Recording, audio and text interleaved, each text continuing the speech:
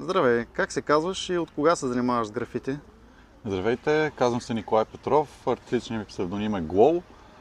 С графити се занимавам от 2000 година, 2001, като през 2005-2006 вече по-така сериозно, професионално реших, че това ще бъде моето направление, с което се занимавам. А какво послание се крие зад рисунката и как ти дойде идеята? Ами идеята ми дойде, когато направихме една разходка из парка и всъщност избирахме потенциалните площи за намеса. Много ми хареса нестандартната структура на моста, хареса ми неговите така по-бруталистични форми и начин, по който е изваян и всъщност посланието, което искам да направя е, че най-вече трансформацията, която се случва от един обикновен бетонен мост, смятам, че той може да стане на произведение на изкуството под някаква форма, без да има конкретна идея или послание. Самата рисунка ще бъде доста абстрактна, по-декоративна, но идеята е да носи свежест и добро настроение на хората. А относно материалите, с какви материали работиш?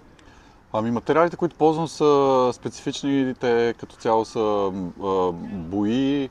В случая често работя и с спрей, но в случая не е удачната медия за тази структура, затова съм избрал да използвам трайна боя, която е предназначена за екстериор, за тежки метеорологични условия, така че да устои максимално дълго във времето.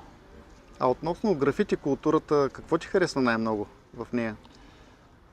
Графити културата е една много свободна и много широка сфера, която с годините продължава да разширява своите измерения. В днешно време почти всяко едно направление от изкуството може да бъде припознато и през графити призмата.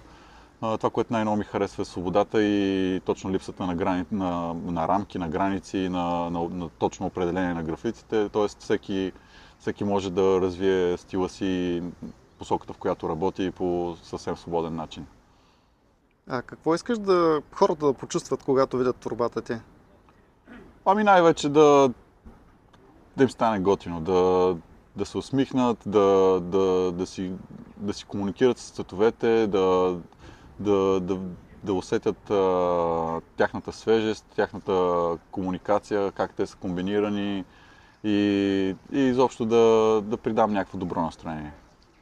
Ако трябва да опишеш рисунката си с три думи, какво би казал за нея? Ами,